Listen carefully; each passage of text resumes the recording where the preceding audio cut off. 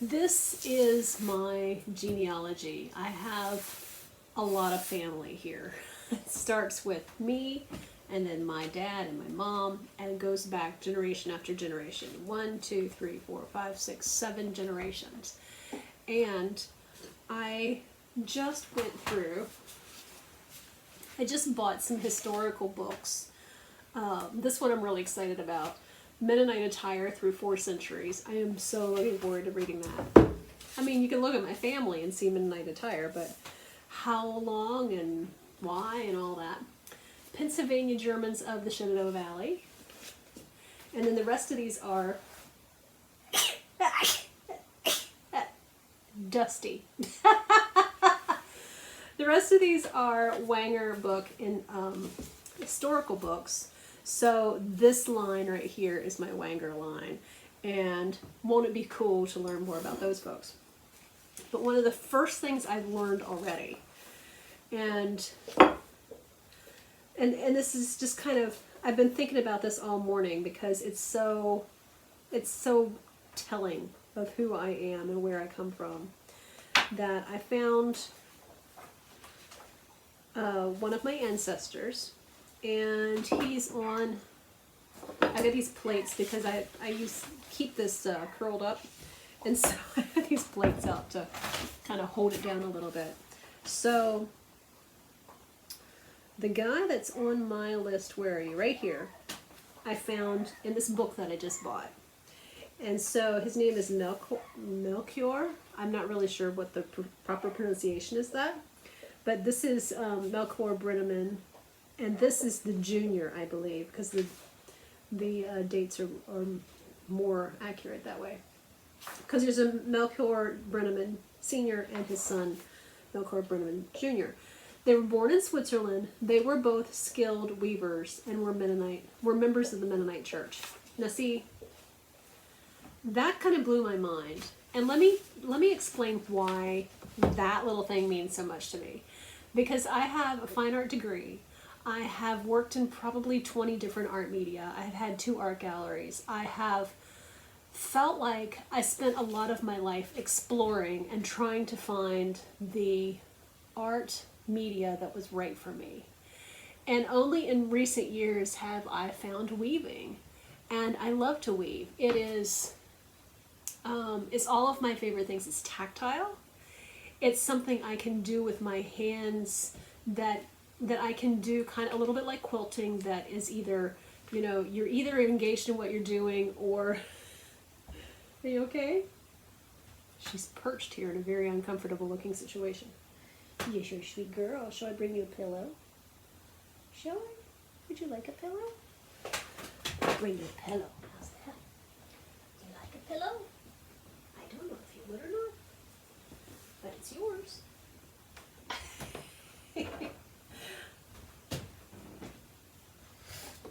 I got her a pillow and she's finding the pillow kind of scary, so she may not settle there, I don't know. She's exploring it. Good girl.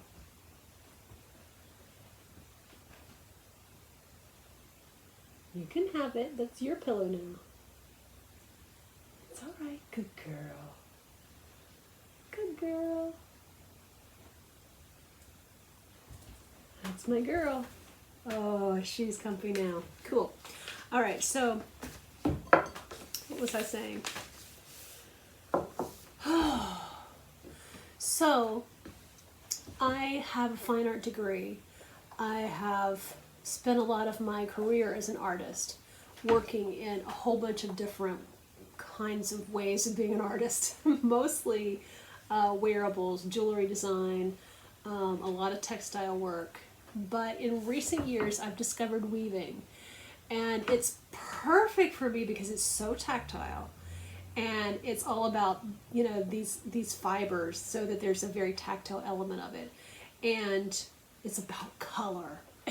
It's about color, and if you're playing with wool, then there's this additional component of you can weave it, and then it comes off the loom looking like one thing, and then you put it through the washing machine and the dryer, and it felts up, and it becomes a completely different thing altogether. And I love that magical thing of putting it in the, just putting it in with the laundry, and it comes out this glorious soft piece of butter-rich cloth. I love that. And I felt like I have come, like, through, I did a retrospective, a 20-year retrospective when I was, I don't know, late 30s, early 40s. And I've done all of these different kinds of art media in that show. And it's just funny to me to think. But it's just really cool to think that all along, being a weaver has been a part of who I am. It's been a part of where I come from as well. It's not, I'm a Mennonite and a weaver, and so is that guy. So is this guy. 1, 2, 3, 4, 5, 6, 7 generations back. I'm a weaver and a Mennonite, and so is that guy. How cool is that?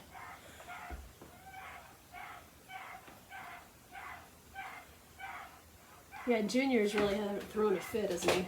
Okay, well, I am probably not going to be successful in getting my neighbor's dog to be quiet. And so that makes doing video work a little bit more challenging. But a quiet moment. Maybe I can keep a thought. Or not. The ideas that I'm toying with is that being a weaver is a part of me. And that it took me a while as an adult to find that art media. But it feels so cool to open up a book of genealogy, of research, Pennsylvania Germans of the Shenandoah Valley, and find a family name of mine in there, one of my ancestors, that guy right there, and find that he is also a Mennonite weaver, and that's what the family does. And my husband's been reading a book about the history of Mennonites that we started going to a little Mennonite church, and it's not an old order church. They dress just like you and I do. But one of the older gentlemen in the congregation came to my husband and said, there's a book in the library, you need to check that out. You need to read that now that you're hanging out with us Mennonites. And so he's been reading it, and he's been telling me the stories about how so many of the early Mennonites were weavers. And I had no idea. I am the descendant here. I am the Mennonite, the full-blooded, so to speak, cultural Mennonite, and I didn't know that. And it's been so cool. What a revelation to know that so many generations of my ancestors were weavers. And it kind of explains why I love cloth, and why I love wool, and why I love that interplay, and how that, I love it so much, you guys. I love it so much. So, I know I got out this great big table.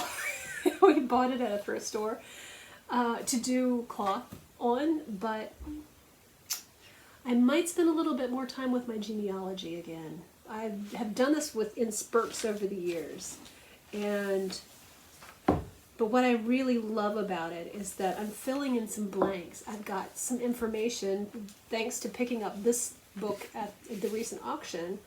I've got more information on who these people are. And somehow that makes me feel like I know myself better. Isn't that interesting? I'm kind of loving this, you guys. I'm kind of loving this. That guy right there. Huh. And you know what else is cool? Is because I bought a box of photographs of Wangers, and this is my Wanger line right here, Wenger. And there's all these ancestors who've got the Wanger name. And so, thanks to this stack of books, I can probably figure out how these people are related to me. And actually have pictures of people in my family. I've never really been one to put old vintage pictures on the wall. I'm especially not going to do it if they're not related. But all of a sudden I feel a connection to these images that is surprising even to me. I don't know if this is like, if the whole looking into my roots thing is brought on by watching Finding My Roots on PBS, which I adore that show. Henry Louis Gates Jr. is amazing, and what they do on that show for people is so amazing. Secondly,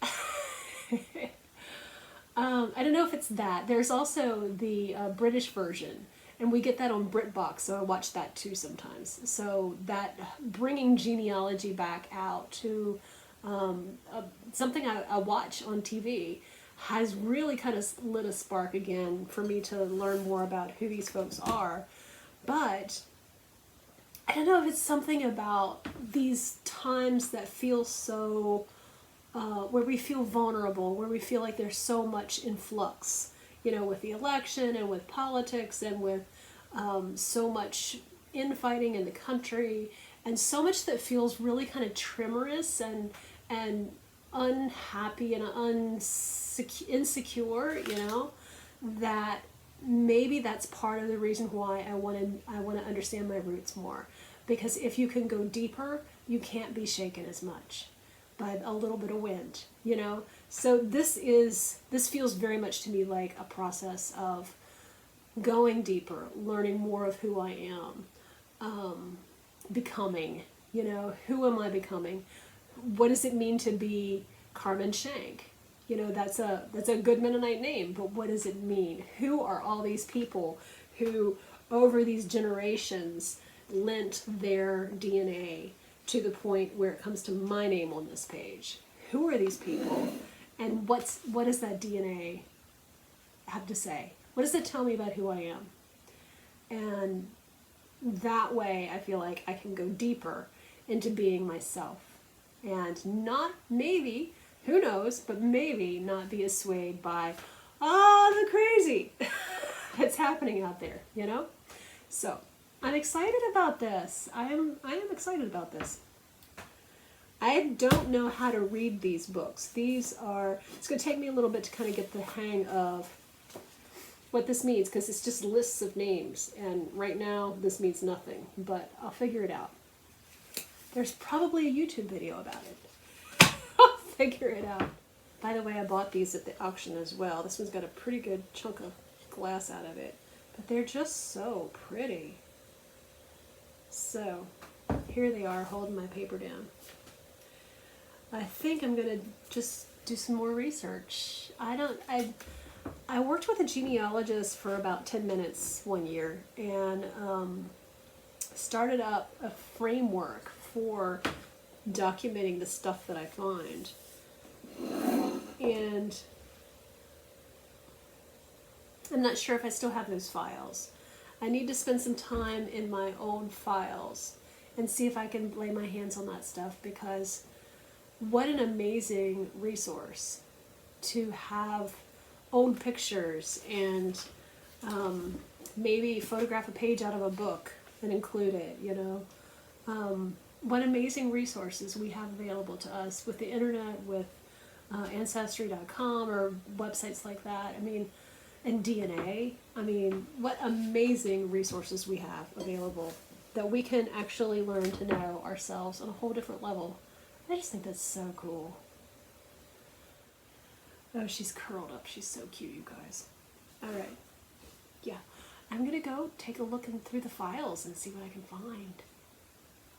Thanks for watching. I really appreciate it.